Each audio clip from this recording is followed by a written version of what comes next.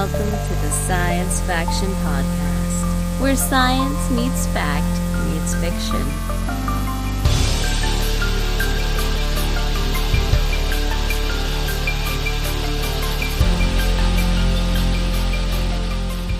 This is Science Faction for the week of March 1st, 2026.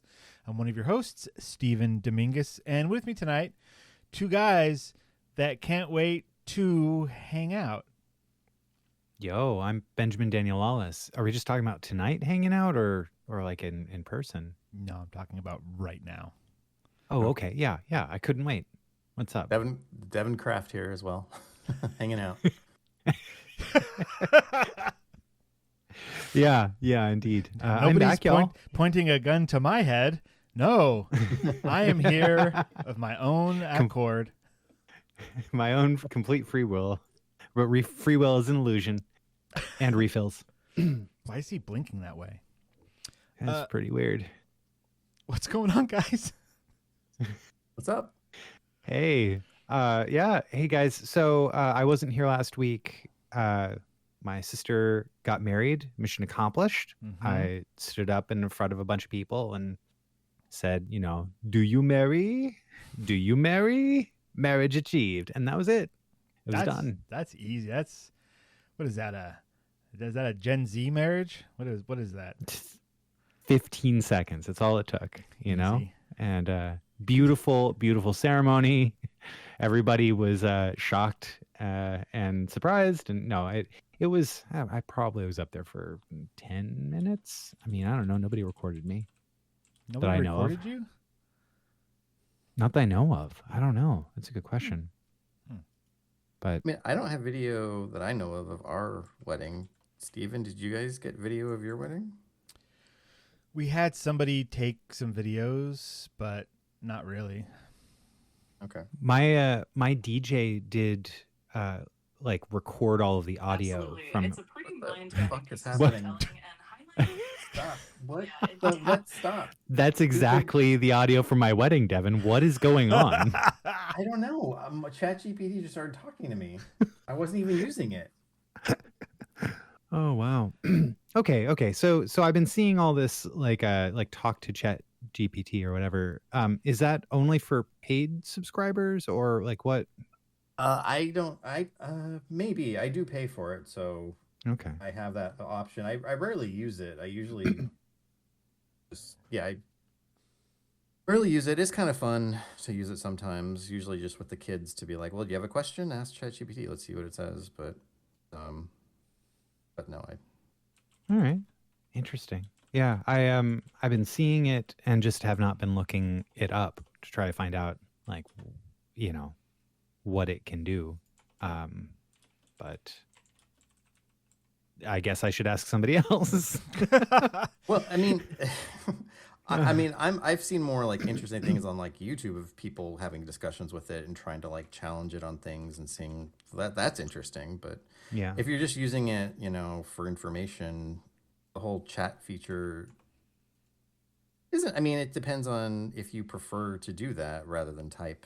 I think it's kind of just more annoying to talk to it when you could just like ask it a question through typing. But Yeah. whatever.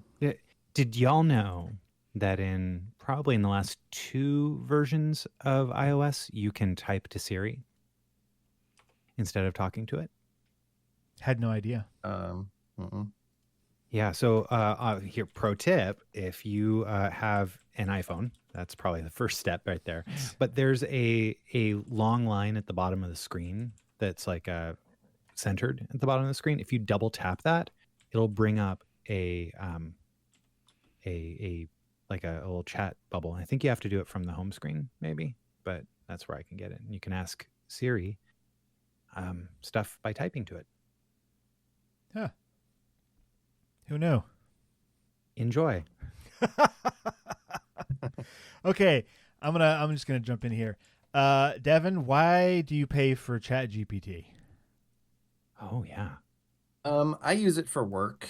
And so having like all the features available, not be like limited in when I can use it and how I can use it is very helpful. I use it mostly just for like writing things. If I write like a letter or brief and then I have ChatGPT kind of rewrite it just to make it sound better and do like grammar and spelling and stuff, it usually has a better result than when I send it to my office, my assistant to do that, which so Has a just lot less swearing, I imagine. Mr. Devin, So I took out your 5 Metallica quotes. I don't think those are needed for this brief. You're fired. Oh. So yeah, I mean that's really the main thing, and so I pay for it through my work account through my business. So Yeah, it's so like you use it for work. a business expense. Yeah, That's a business thing. Yeah. Okay. Curious. yeah. Yeah, I was just curious about like if you were just like throw money at the robots and see what happens. Like I don't know.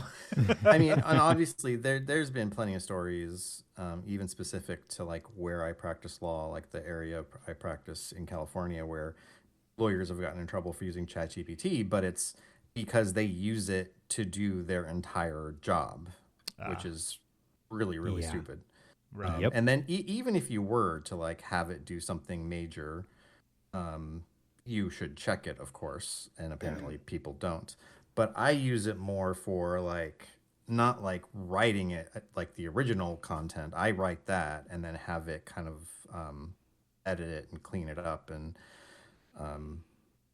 so for that, so Yeah. Well, I really, yeah, Yeah. I would be I super embarrassed and probably deserve to be fired if like this doesn't make any sense. Like, did you write this or did a computer write this? I'm like, I don't know how anyone can. Our would ever brains show are their face kind of like again. computers. thanks, lawyer Stephen. Like, I really like using AI for synthesizing a lot of like data. So if I've got we have a time every year where it gets really heavy. Like summer, like there are particular times during summer, it gets really heavy at work. And so we kind of realized this year, hey, we should probably not approve any time off requests during a particular time. But when is that? And so we got some data from finance, the finance team. It was like, hey, here's what everybody logged as their time for the summer months. And I'm like, that is thousands of lines of data to comb through and to try to find any kind of patterns. So I, used a work approved AI in order to look through it and said, hey, could you suggest some times that would be fine to approve and other times it would not be fine to approve based on the last couple of years of this data. And it turned what would have been an entire afternoon's slog into an answer in 5 to 10 minutes. So Amazing. that was Tool. really cool. It is an awesome tool when used appropriately.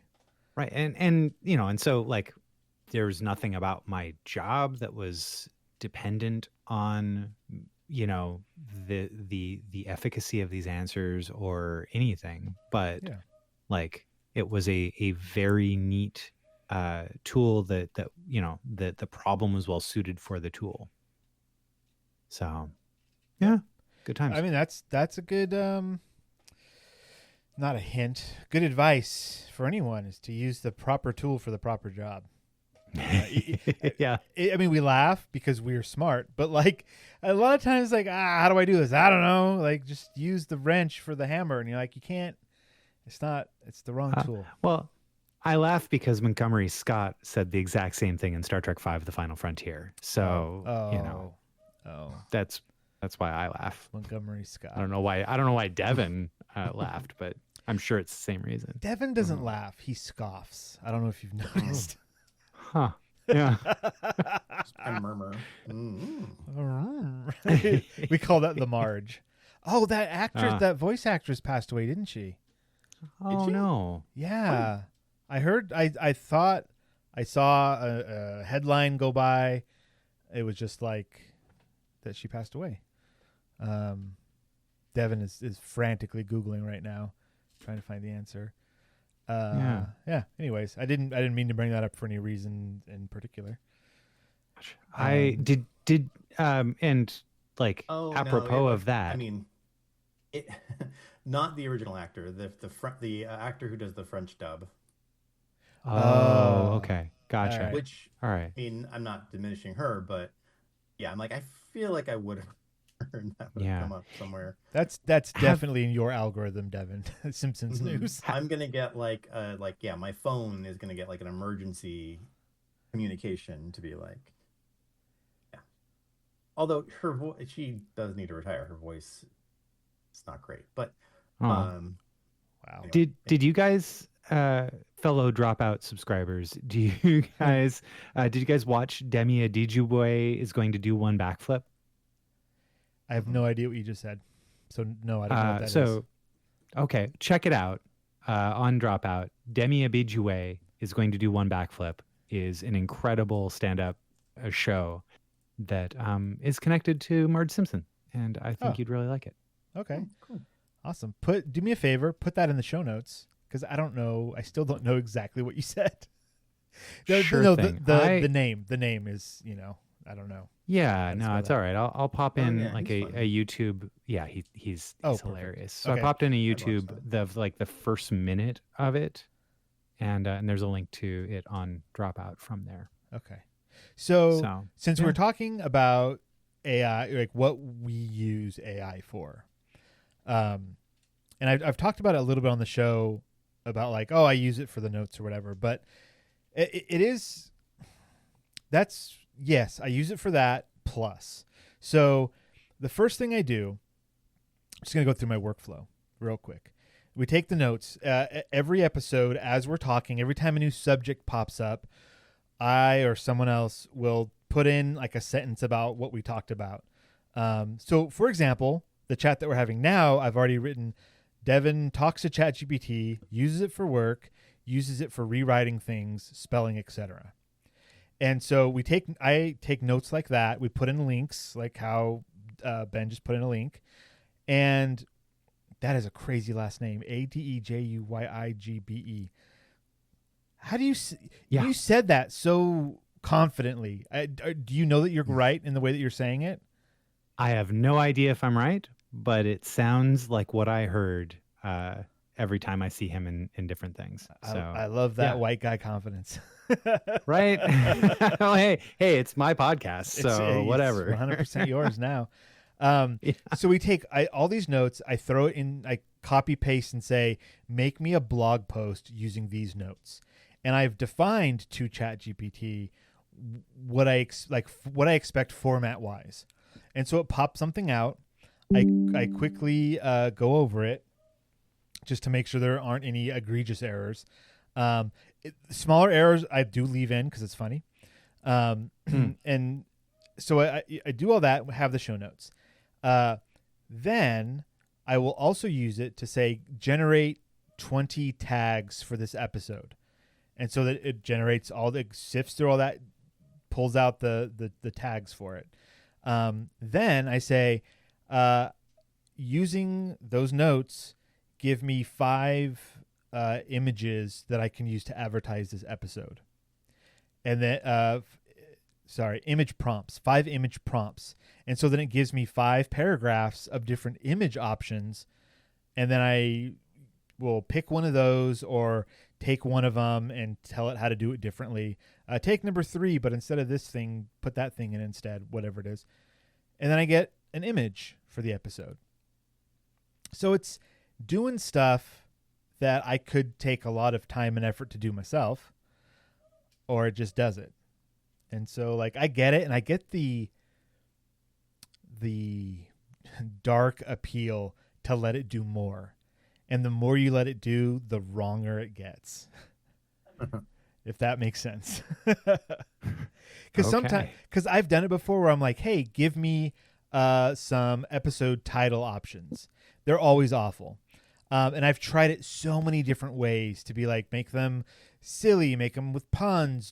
It typically just wants to make a list of like the 3 things that we talked about the most in the episode. And it really just wants to put those in a list. I'm like, no, it needs to be different. And the more I have it reiterate and go through that data and try to pull something better out of it, it just gets farther and farther and farther from the point. Very interesting. Yeah, Yeah. I got to figure out. There's a couple of articles I've seen recently that are like, hey, if you're tired of telling it the same thing all the time, you can ask it to help make a universal prompt that like is like a document or a series of documents on your computer that tell it, like, no matter what whatever LLM you're talking to or whatever, who you are, what your values are, what what kinds of outputs you usually like, and just have that and just drag it into every chat you start, so that has like context for stuff.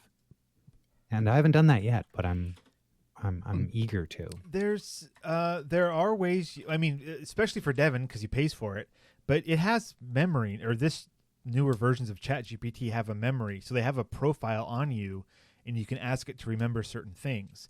I think it's in the free version that I use. It remembers up to a point. It can only remember like 10 things. Gotcha. And I have like those 10 things all related to how to format just for the podcast. But Devin, I'd be interested to see, do you use that kind of feature for your work stuff? Not yet. I know there's probably a lot more I could do with it. I use it. I think one of the reasons I paid for it was because I was trying to do something where I dropped a document into it and wanted it to like summarize the document. And it would do that sometimes, but a lot of times it would like fail and be like, I can't read this. I'm like, well, that's weird. But it told me how to fix that. It's like, well, take it into Google, open it in Google Docs. It'll be a text document, and then copy and paste the text document into ChatGPT. So that's what I do now. So maybe I don't have to pay for it if that's what prompted me to pay for it. I don't remember exactly. But I do know I do know there's more I could be doing with it. But kind of like you said, I mean, like, I don't know if I want to rely on it more than I am, because I mean, I guess if it makes my work more efficient, as long as it's accurate, that's fine. But I could probably play with it and probably do more with it. But I mean, yeah, definitely. If there are like different, just as an example, because I don't know exactly what you do, but if you have a form letter A and form letter B, and you could write your write your summary of what you want it to say, and like, hey, here's the summary, use form letter A, go, and you would already talk to it and defined what that letter needed to have in it. Well, what's funny is I have so many form letters like saved, and a lot of what I do is a form letter, and maybe I'll add information to it. I will add information to it specific to what I'm using it for. And even then, sometimes I'll put it in ChatGPT just to be like, make it sound a little different, because I'm, maybe I've used this form letter on this case before, and I want this letter to sound a little different. Oh, okay. So I'll have it like reiterate it. So it's the same exact information. It's accurate, but it's just worded a little differently. Instead of me having to go through it and be like, okay, I'll rewrite this. How boring is that to rewrite something, a form letter, just to make it sound a little different? So I'll do that. But you're right. I probably could have it save all those form letters, and then rather than going back and forth, just be like, in ChatGPT itself, just be like, hey, do this form letter. Here's the extra information, and make it sound more, argumentative or more whatever kind of. But that's where you're getting to, like, I really don't have to do anything. If it just gets a little better, it could just do my job. My job's not that hard. It's that last 10% that's the hardest. I think it's also very interesting where we're going with on-device stuff. Not just the big names, that are providing all these services, but like the LLMs that work on my Mac Mini, or on on our computers or on our phones. There's like stripped down versions that can run on Raspberry Pis and stuff. Yeah.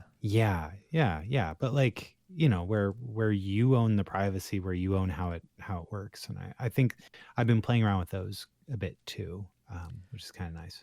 I mean, and that's the what you said there, like the privacy and all that. They can't be private. They can, but what I mean is they have to have been trained on some data that came from somewhere. And by contributing to the big ones, right, the big name ones, you're letting them reiterate their algorithms, make them better and better and better, whatever. And that's kind of cool and good. but Uh, mm, also I can see how you could have a basic training and then make that private for yourself and then continue its training that way. I I mean, out I of don't all know. the things that we can be outraged about the world today, and including how these companies are running things, one of them that still stings, that's from a long time ago of Ben's outrage, is the fact that they just kind of scraped the internet for everything that was there, um, without anybody's consent because they were developing stuff in secret. And so yeah, a lot of, it's all been trained on every piece of writing I've ever put on the internet, or yeah, without any ability to opt out of it preemptively, because yeah, now you can opt out of it for everything you make from here on out. But It's yeah, man. it sometimes, like, I get 100% what you're saying, and I also understand why it's a bit of a like chicken and egg situation here, where like Yeah. that they had to have large amounts of data to even see if this thing was feasible. Where do you get that data? And like, Mm-hmm. if you're just in a garage trying to figure it out, and you can just go like, oh, I can just press control copy on the internet, control paste on my home machine, and say, here, use everything. the I don't the know. ethical Rubicon has been breached. It has Oh, been crossed, yeah, of course. right? And so, like, yeah, I use the software and the technology now, um but like, RIP the ethics that it took to to get here. Yeah. It's Yeah, not testing on great. animals. It's like Yep. it sucks, but it had part of it had to be that way. But Part of it was that way. Whether it had to be, I disagree. But okay, what it was what it is. You know? yeah. Yeah. Yeah, so I'm looking at, like, I pay for Plus, which is the lowest, which is $20 a month. I'm, You're like, yeah, you guys have your little argument. So this is what I'm paying for. Quandary. I was gonna say there's a $30 business one. Uh-huh. And one of the things, like the first thing is conduct professional analysis. I'm just like, what does that actually mean? Right? What Like, does how any of it professional? mean? Like, how? I know that. I mean, years ago when this was first getting started, there was talk about having like AIs that could just do lawyer work, and it's. I think it's completely possible, but it wasn't ready at that time, and I doubt it's necessary. I could see paying for specifically an AI that is, very specifically designed for legal research. Hmm. And Yeah. actually, I bet if I go on to LexisNexis, which is where I do legal research, I'm sure there's an AI component there already worked into it. So I don't haven't been on there for a while, but I could see like a very like professional, like, I don't know, it's a really well designed one that can do the job like better than you'd expect, but maybe we're not there yet, or maybe we're getting close. Well, But if they're anyway, this says training conduct professional specific, analysis, so I'm like, I don't know what that means. what you could do is you could log on to ChatGPT and ask it, like, hey, I I, pay I, for I this actually of you. The first thing I did was ask, what benefits do I get from paying for ChatGPT? And it did give me a lot of things, but I didn't want to. You're right. I could ask, what exactly does it mean that you'll do professional analysis, and see what it says. Yeah. Anyway, And it just sends you back a shrug emoji, like, I don't know. I don't know what that is. All right, we're gonna move right along. We had a nice little chat GP us right there. Sure. Let's move on. So Yeah. before we get to future or now, Yes. my topic is timely, so I would love to be able to bring it up if y'all don't mind. And I'm just going to assume you don't. So No. everybody, every year I have been part of the Beacon Art Show Ekphrastic Poetry Workshop, and the basic idea here is the San Luis Obispo United Methodist Church has an art show every year. And the theme this year is DEI through art, diversity, equity, and inclusiveness, which, if you are interested in any of those sort of things and where it intersects with art, hey, there was an art show for you. It just premiered this last Friday. You can see all of the like a good portion of the art show online at beaconartshow.com. And what then is happening is that I invite a bunch of poets in the area to gather with me.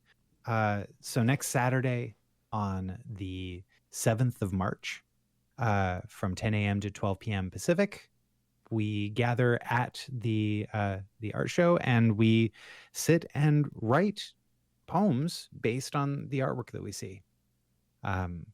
I go through and I gather all of the pieces of poetry that have been submitted to me through a Google form. So since this is online, you can do it too. By next Monday, I know I've got that date somewhere around here, but I don't know. Next Monday, the 9th of March at noon, I will be turning off Google form stuff. And then from there, I put together a zine with the artwork and the poems next to each other. And then in a few weeks' time, on Saturday, the 21st of March at 2 p.m., there's an open reading of all the poems written through the workshop or online. So, if that sounds interesting to anybody, it's all, let me know. We'll have links to the email that I sent out to my email newsletter with how you can get involved. And I hope that someone out here hears it and thinks that might be fun and joins me. Excellent. The links for all that are in the show notes. So go to our website or whatever device you're on, click the buttons, check it out. And now it's going to be time for future or now. Now. One of the things we love to talk about on the show is the quote unquote AI. But the other stuff, it's usually vaccines. So let's take a dive. I'll go ahead and do mine first since I'm already talking. My article comes from Science Daily. It was published on February 23rd. And the title is Scientists Create Universal Nasal Spray Vaccine That Protects Against COVID, Flu, and Pneumonia. This is incredible. This is absolutely incredible. Really, really neat because it's not exactly what you think it is, but this is awesome. Okay. So scientists at Stanford Medicine have unveiled a bold new kind of universal vaccine, and universal's in quotes there, vaccine that could one day protect against everything from COVID-19 and the flu to bacterial pneumonia and even common allergens. That's an important clue. Instead of targeting a specific virus or bacterium, the nasal spray vaccine supercharges the lungs' own immune defenses, keeping them on high alert for months. In mice, it slashed viral levels, prevented severe illness, and even blocked allergic reactions. Sign me up. Yes. Sign me up. Pump me full of this. So this article it's not super long, but it's a good medium-sized article, and it goes through some important points about just vaccines in general, which is always good to reiterate because there's so much anti-vax nonsense out there. People just don't understand. Our school systems are failing. So why current vaccines need updating? So since the late 1700s, when Edward Jenner introduced the term vaccination from the Latin vacca for cow, after using cowpox to prevent smallpox, vaccines have relied on a common strategy known as antigen specificity. In simple terms, vaccines present the immune system with a recognizable piece of a pathogen so the body can quickly identify and attack the real virus later. Right? That's what we know. That is what vaccines are. It's been the same for 230 years. So the challenge is that these pathogens evolve quickly. Viruses change their structures on the surface, and then the vaccines lose their potency. They just, they don't work anymore. They don't recognize the disease anymore.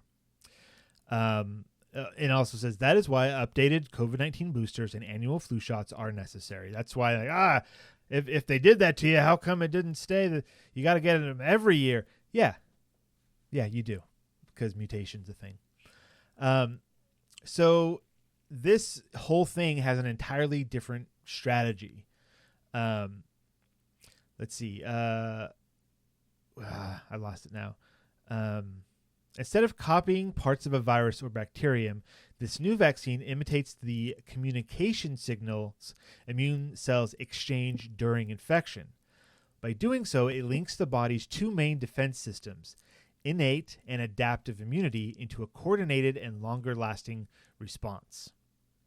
So it taps into a different part of the system, is what this is doing. Okay. So most existing vaccines primarily stimulate the adaptive immune system, which produces antibodies and specialized T cells that target specific pathogens and retain memory for years. The innate immune system responds within minutes of infection and acts more broadly, deploying cells such as dendritic cells, neutrophils, and macrophages that attack perceived threats. However, innate immunity typically fades within days. So these two different types of immunity that your body works with. And I'm not going to read this whole article. I'm just trying to hit the high points here. As long but this one's focusing on the innate system's versatility. Yes. Right. Let's see. Although innate immunity is usually short-lived, there have been hints that it can sometimes persist longer. Studies have suggested it may lower infant deaths from other infections, implying intended cross protection, though the mechanism is unclear and results varied. Let's see. In 2023, tuberculosis vaccine triggered both innate and adaptive responses, but usually the innate response remained active for months. Let's go down to how this new vaccine works. The new formulation, currently called, this is a mouthful, GLA 3M 052 LS plus OVA. So they're going to have to... Glamoffstulosva. Exactly. The old Glamoffstulosva. Yep. Yeah, Yep. It's going to get rebranded. It's going to be called like nose candy. No, that's probably not the best. Try again. Happy nostrils. Okay. Yeah. This new formulation is designed to replicate the T cell signals that stimulate innate immune cells in the lungs. It also includes a harmless antigen, an egg protein known as ovalbumin, or OVA, which draws T cells into the lungs, and it helps sustain the boosted innate response for weeks to months. So this is so hard. It is hard to wrap my head around even now. But it takes the part of the immune system that makes the other parts work, and it boosts that part.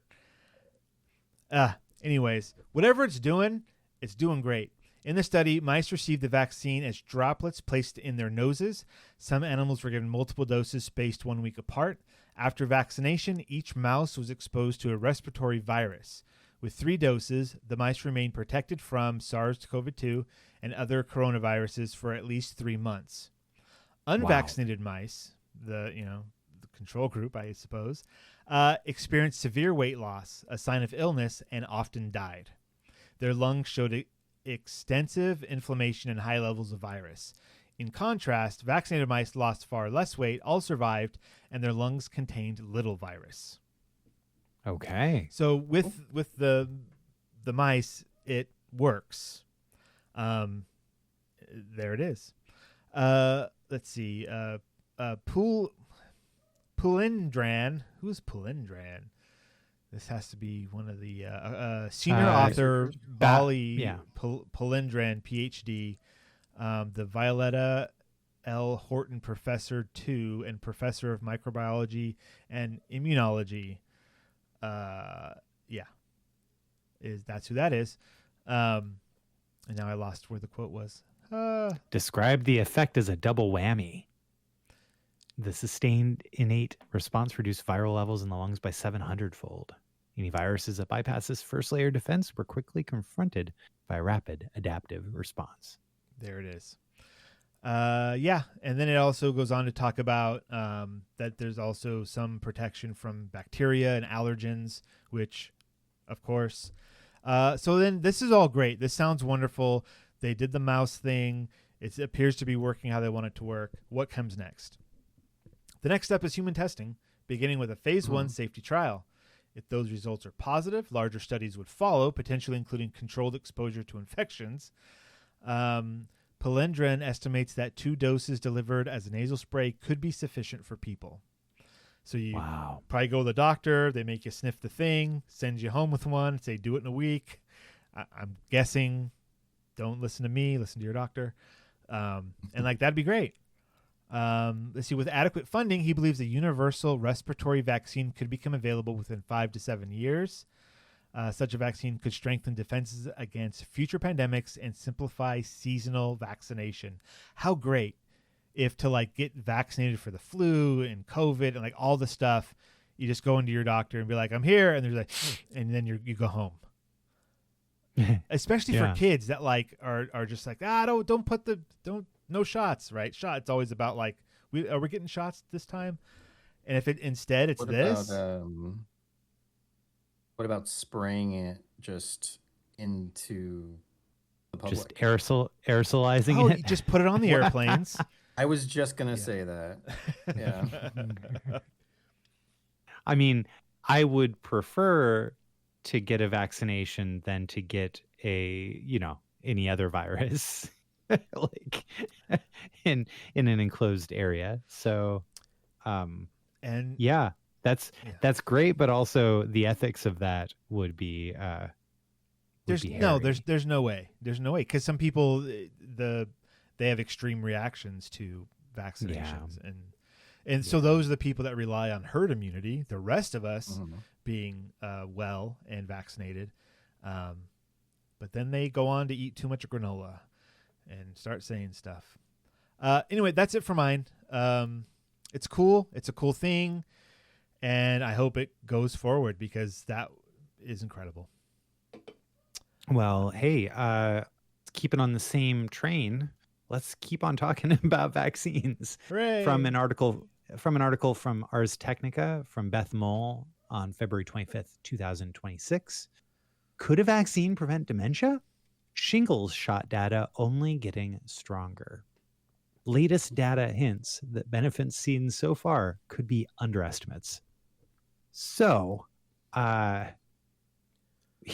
here is what's been kind of noticed from study after study is that older adults that have been vaccinated against shingles seem to have a lower risk of dementia. And a study last month suggested the same vaccine may also appear to slow biological aging, including lowering markers of inflammation. So, this is kind of huge because, I mean, dementia's not great. Shingles ain't great. And the basic idea here is there have been a couple of different shingles vaccines. There's been Shingrix, which was, it came out in 2017. And Zostafax was the first one that came out. And that was in 2006, and it delivered a hefty dose of a live but weakened version of the varicella zoster virus, and so it spurs the immune system to shore up defenses to prevent shingles from reigniting. Because if you have shingles, the only way you can have shingles is because you have dormant chickenpox in your system from having it as a kid. So, whoa! I had no idea there was a connection there. Yes. Yeah. Oh, and okay. so basically, anybody that suffered the itchy childhood affliction carries the virus with them for the rest of your lives, largely dormant in your nerve cells. But if it awakens, and when it does, it's usually kind of later in life, it causes a painful itchy rash like shingles, and it develops fluid-filled blisters and crusts over. lasting for days to several weeks, and for some it can be intensely painful. The pain can linger for months or even years after the rash fades. But If it occurs it protects you from rain, though, right? from rain, yeah, Yeah. shingles do protect. Yeah, like it protects all our houses from it. Sure. Yeah. Yes. Okay. That's pretty good. Just trying to find a upside. If it occurs near the eye, it can cause permanent vision damage. Near the ear, it can cause permanent hearing and balance problems. So, yeah, That's pretty serious. So Zostafax came out in 2006, and studies found that vaccine cut the risk of shingles by 51%, which is pretty good. That's great. But then in 2017, a new vaccine hit the scene, Shingrix, which is I don't know what these words mean, but it's a recombinant adjuvanted vaccine from GlaxoSmithKline. Instead of a whole live virus vaccine like Zostavax, Shingrix delivers only a key protein found on the outside of the particle for the virus, and it reprimes the immune system. So it also ensures a vigorous response with an extra ingredient that stimulates the immune system. Now, trials found that the response to Shingrix is pretty vigorous because the vaccine is 90 to 97% effective at preventing shingles in adults 50 and up. So up from 51%, 90 to 97% effectiveness on this. That's incredible. Yeah. So, okay. Right. Now, here's the thing is that researchers have been noticing that since Zostavax's debut, vaccinated adults seem to be at a lower risk of dementia than their unvaccinated peers. But studies comparing the vaccinated to the unvaccinated raise the question of whether the data is simply pointing to a background difference between the two groups. Perhaps people who seek vaccination are generally healthier. A problem called a problem called healthy user bias. So, however, a bunch of studies recently have been putting that concern to rest. Instead of comparing vaccinated versus unvaccinated, researchers have been taking advantage of vaccine rollouts in different countries, including Australia, Canada, and Wales. And the vaccine introductions created clear cutoffs for people who were suddenly eligible for the vaccine and people who were permanently ineligible. So these natural experiments lessen the concern of people being able to self-select their group. Now, mind you, basically the general idea here is that at a certain age, you are eligible to get the vaccine. And at another age, later on in life, you are ineligible from taking the vaccine whatsoever. Okay. There's a window. Yeah, there's a window in which this can happen. And so it looks like it's a 20-year window, perhaps. But yeah, anyhow, this is pretty incredible. And so there's also another potentially newer vaccine. I may not be reading this right, but the basic idea here is that there's some pretty incredible stuff going on with shingles vaccinations. And so, yeah, way to go vaccines. Yeah. Keep it up. That's fantastic. Yeah. Good job all around to vacas. More on this as it develops. As you were talking, I didn't want to interrupt you, but I had some great jokes, so I'm going to tell them now. Oh, I yeah? wrote them down. Okay. Yeah. Very good. Zostafax and Shingrix are actually dubstep artists.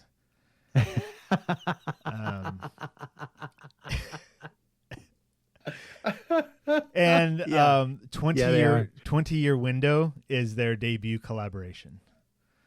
All right. So I'm down. Yeah. Yeah, that's down. for everyone. We're going to Dementia is their first single. Yes. Thank you. Dementia. See, this is a collaborative effort. Is their first single. We're starting dubstep lore right now. Live. You're welcome, world. We're going to take ourselves a little break. We're going to brush our brains. And when we come back, it's book club time. We are talking about All You Zombies by Robert Heinlein. Has nothing to do with the undead, so don't worry about that. There's a link in the show notes to read it. It's not too long, and we're going to talk about it. So we'll be right back. Hey, you. Yeah, you sitting there listening to this for free, like some kind of podcast freeloader.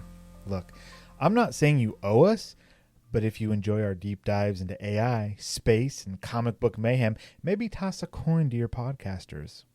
Join our Patreon, get into our Discord, grab some exclusive content, and finally achieve that deep, satisfying sense of superiority over your non-Patreon listeners. Just imagine their sad, uninformed little faces.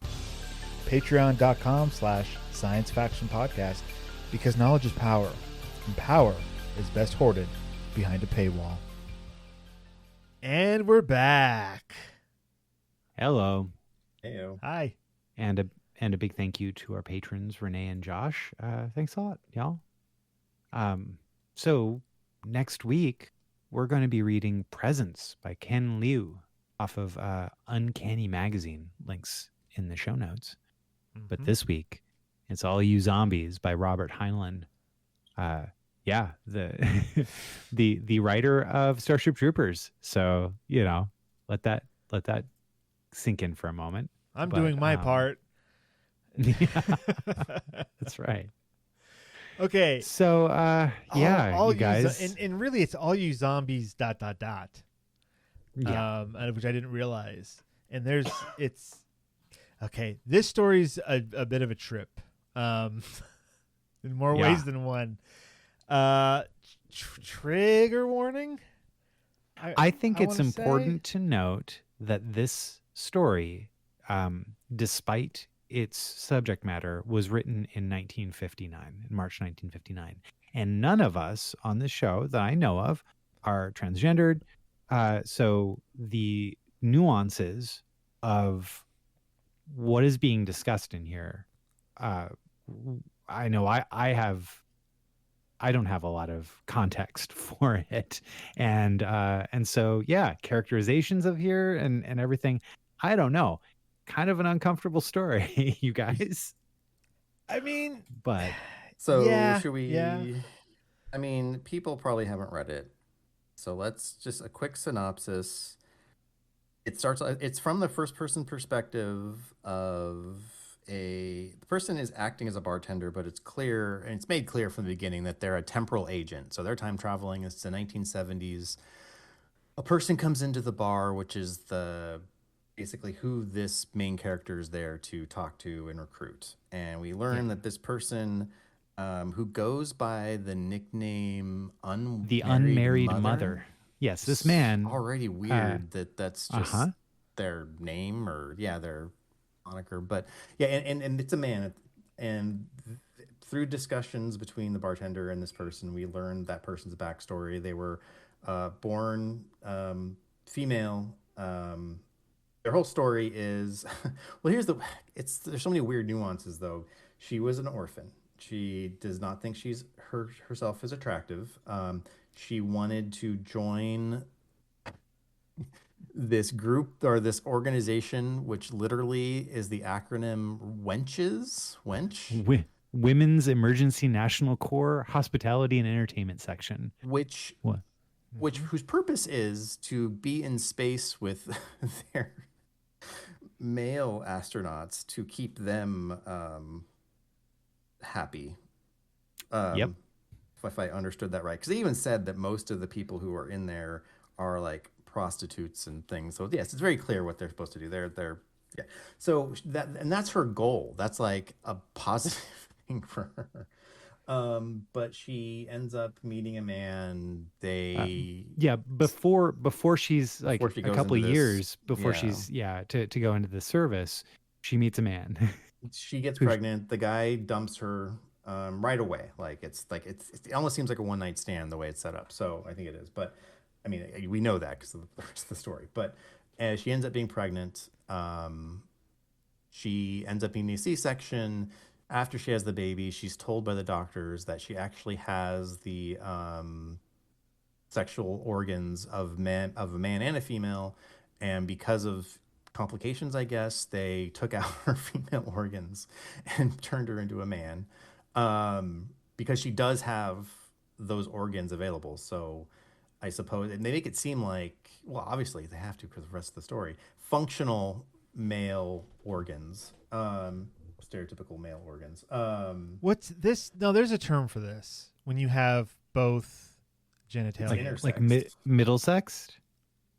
I think it's intersex. Middle sex is another. Okay. I think. Okay, let's see. Yeah. I'm typing it in.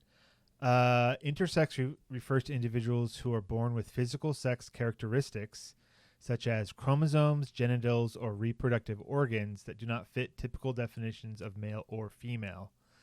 This can include a variety of traits and is not considered a medical condition, but rather a natural variation in human biology. Okay. That's important for other gender issues, but we won't get into them here. Yeah. Yeah.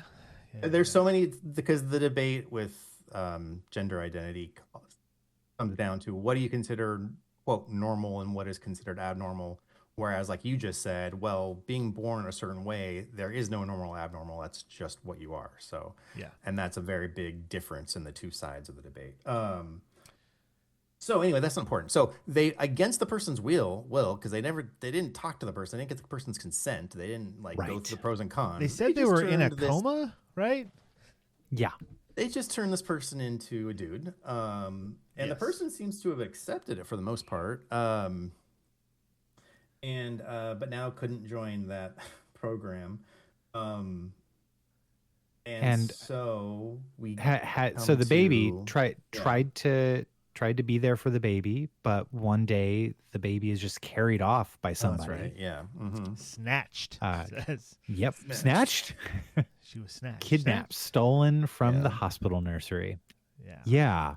And so it turns out, because in the 1970s, which is kind of the beginning present of the story, the main character says to this person at the bar, well, I'll bring you to that person, the guy who impregnated you, because you seem to want revenge on him.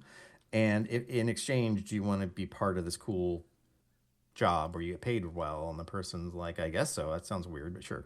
So anyway, what then happens is that the main character basically puts all those events of this person's backstory into motion, takes that person back in time to find that person who impregnated them. Although then it turns out that as a male, he is the person who impregnated his female self. The main character, the bartender, then goes in time and takes the baby that was the product of that union and takes it back in time to the orphanage where the person who comes takes to her the bar, back in time. Her back in time. Yeah. Back to where the orphanage, and the bartender themselves who's put all this in motion is also that person in the future when they get recruited. So this is all the same person. All people we've just talked about in this entire story are one person. Yeah. And that's basically it. I mean, it ends with kind of like a sad kind of, this is where all them zombies or whatever it is comes out. Yeah. All you zombies is the main snake. character. Yeah. Oh, the Ouroboros. Yeah. Do you want to read it? Because I love this line. No, you can do it. Do it. The snake that eats its. So I glanced at the ring on my finger. The snake that eats its own tail forever and ever. I know where I came from, but where did all you zombies come from? Yeah. So this reminds, if you ever watch the show Dark, it's about a very, very complicated time loop. I've really got to watch it. My mom's been suggesting it. Hi, Mom. Hi, Mom. There's also there's another show. I think it's Bodies on Netflix, where the same body ends up in it's a dead body that appears out of nowhere at like 3 different places in history, and it all has to do with this catastrophe that happens in our future that includes time travel, and that's why this body got sent back. And that also has an element of a character who ends up basically being the product of a time loop, where it's like, well, this doesn't make sense, because if this is all true, you're your own father or whatever, there was no beginning point for you. Where did you come from initially? But Anyway, there's that. So I don't. It's very problematic. We didn't even touch on all the problematic things because there's plenty of others. Like just things on the side. Just be like, oh well, they want virgins. It's not a requirement, but they prefer it. Or you have a cesarean section it says scar, so you're not. They liked to train them from scratch, and Oh, that God. is very problematic. I mean, a lot of this is, Very bad, yeah. yeah. But the idea that a person can be born with sex organs to yeah, I don't know, is that possible? I mean, I know there's tons of different variation in the way people are born and like different things. Are there people who are born with Two completely working. what is it? Set like but what's the is it gametes or yeah, but basically would it be possible for someone to be born with both those organs and actually have the ability to reproduce with themselves? Is it possible? I honestly don't know. I mean, I'm sure it would be like a very, very, very rare situation, but is it possible? I have no idea. Well, according to the National Enquirer that I saw in 1991, it's happened several times with Elvis and aliens. Okay. No, that sounds like a National Enquirer like headline, right? Like person impregnates themselves, creates bat baby, whatever it is. Anyway, what if you had a clone? You make a clone of yourself, but you take your genetic material, including like the recessive genes that aren't actually being utilized for anything, and mix them all up to where you have a clone that has your genes, but you have different it actually is a different phenotypical thing. Is that possible? I don't know. No, because you wouldn't have the other the other chromosome. Yeah. Oh, I'm trying to think. Okay, so now I sound really stupid because I don't know enough details about this process to even talk about it intelligently. I love this old genetic stuff. Remember Punnett squares, right? Where you have two, the big B and a little b, and then on the side there's a big W and a little w, and that shows that you have a dominant trait, but you're carrying the recessive gene, and then that you go over to capital lowercase, and then lowercase. So there is a 3 in 4 chance that the dominant gene is dominant, and there's 1 in 4 chance that the recessive genes get together. But you would need both sides to combine to get that. So I don't think you couldn't take someone's DNA and then work backwards and then recombine it differently. I don't think that would work. Doesn't sound like it would be a thing. But yeah. Well, anyways, this is a crazy story. Crazy for 3 different reasons, 3 different levels of crazy. 1, everything we've talked about. 2, for this bit of speculative fiction written in the 50s, talking about the 70s through 90s as the future. It all sounds good.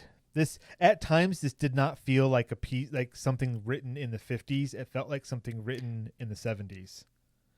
Okay. Yeah. It does seem to be a bit newer than it is. Yeah. Despite the problematic stuff that's in it. Right. But then there's the actual content, which feels very 1950s. But the dialogue pops. It really, and it's a really propulsive piece of fiction. You start reading it and you're it's. I mean, I wouldn't say it's very long, but I'd say it's medium length, and but it felt shorter than it was. It's funny. There's a song in it. I'm my own grandpa. Yeah, bit on the nose, but yeah, and he shouts turn that off. Yeah. So this story could be adapted by a director. Which there's only one that works. There is one right answer. Who could adapt this into a movie? Ryan Johnson, and he would get a bunch of hate for it. There's one option. I'm gonna say that's wrong, but Devin, do you have a guess? Oh, fine. Who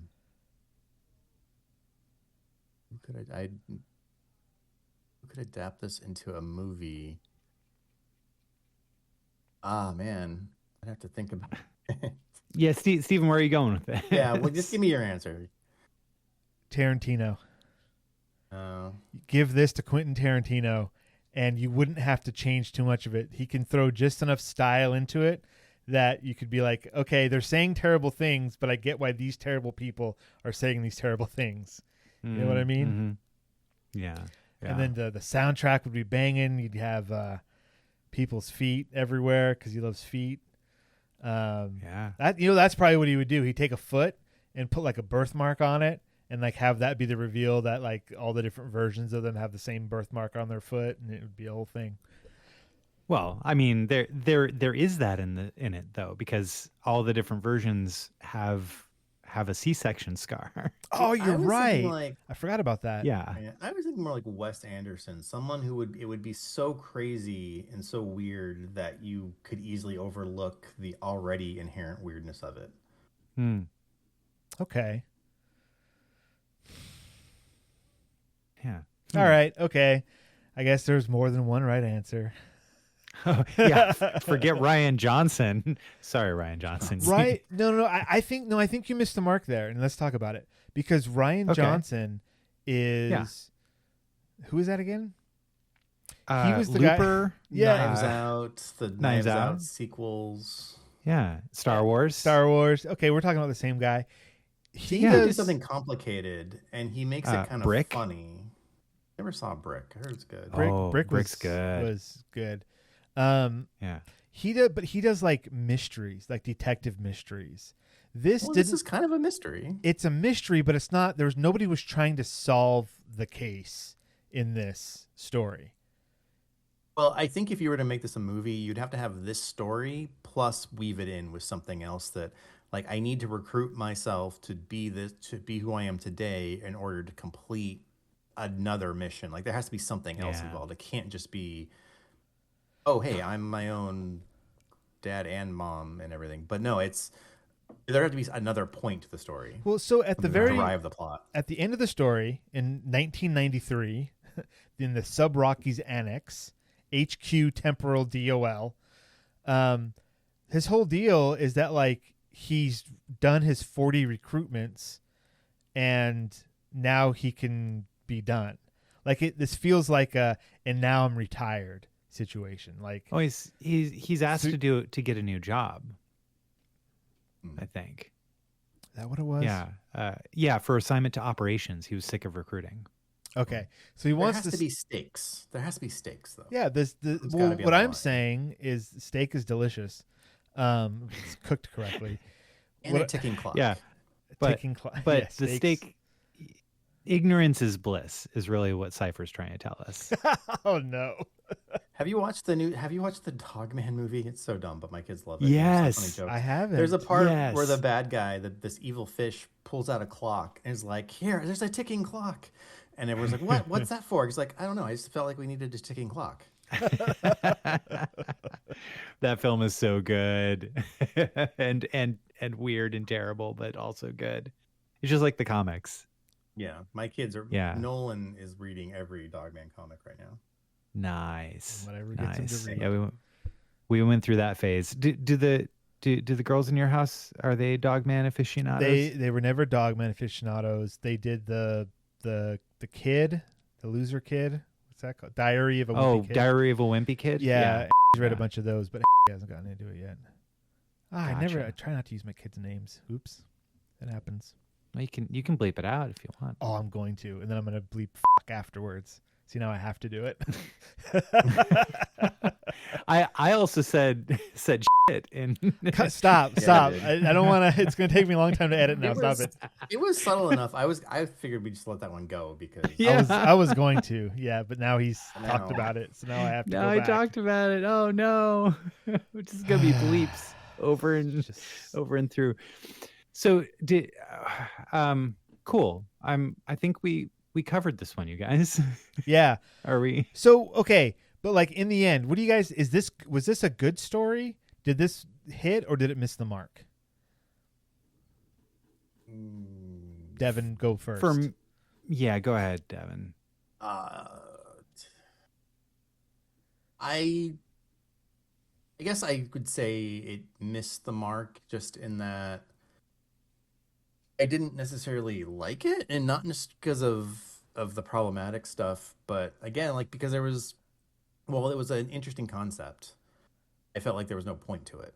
Like I want to know, like again, why did you have to recruit this person? What's the overall like? I feel like if it was interwoven with an actual story and this was just part of it, then it would have been a lot better. But just to be guess- like, hey, isn't it crazy if this happened? And then just be like, hey, this happened. It's like, okay.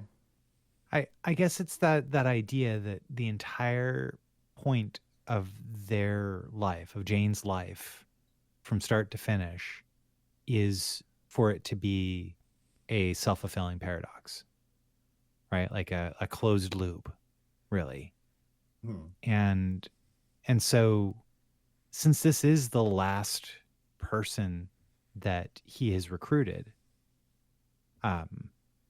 it like there's a reason that was the last person he recruited, because it's him, and he's going to be out there recruiting those same 40 people over and over again throughout all of time, right?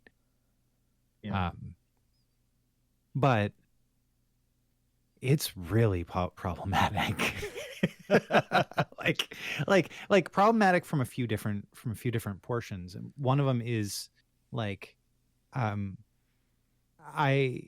mean, of course this is the 1950s, right? But like, it is possible for men to produce breast milk, which is a portion of this story that because the story says, oh, hey, I'm not able to produce breast milk, so I wouldn't be a good mother to this little girl.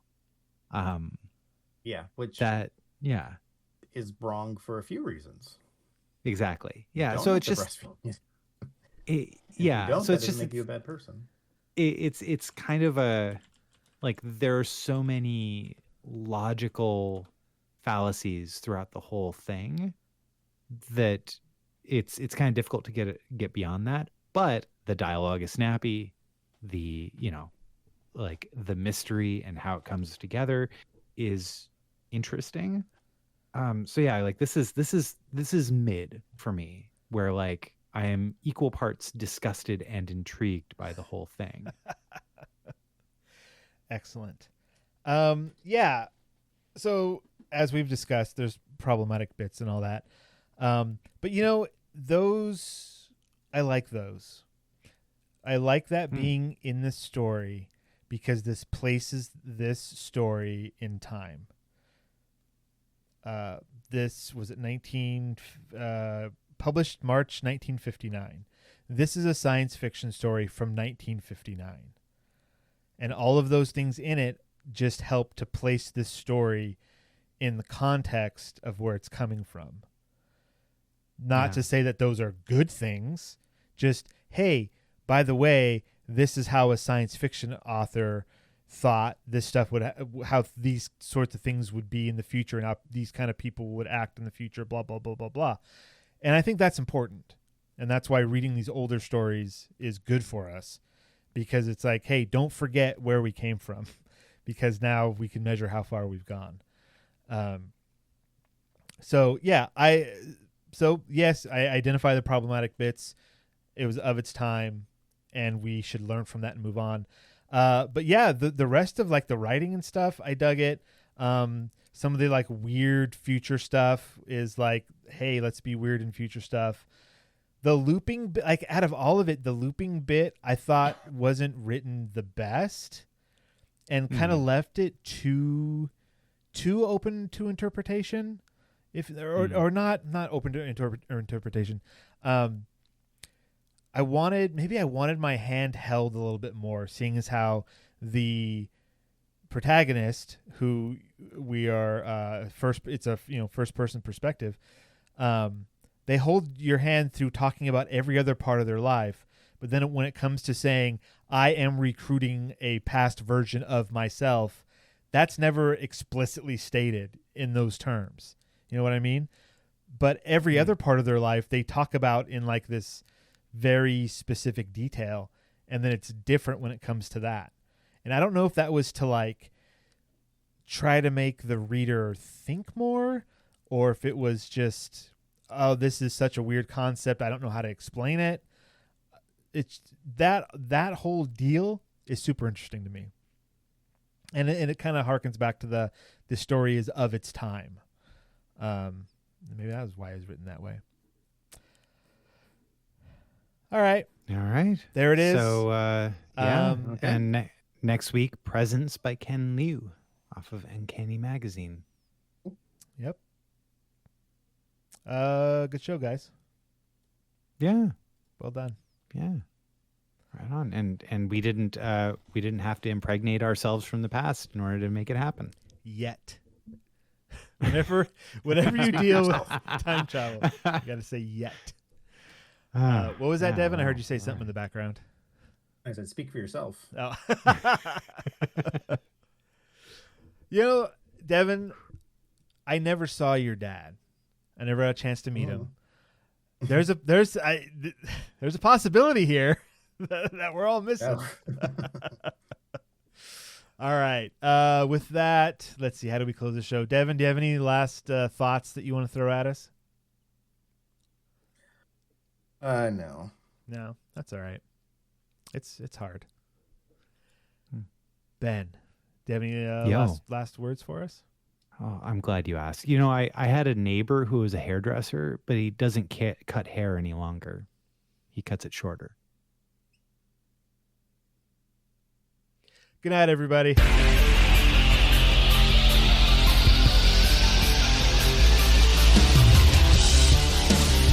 This has been the Science Faction Podcast. Tweet to the host at SciFact Podcast. Email them at sciencefactionpodcast@gmail.com and visit sciencefactionpodcast.com for more episodes.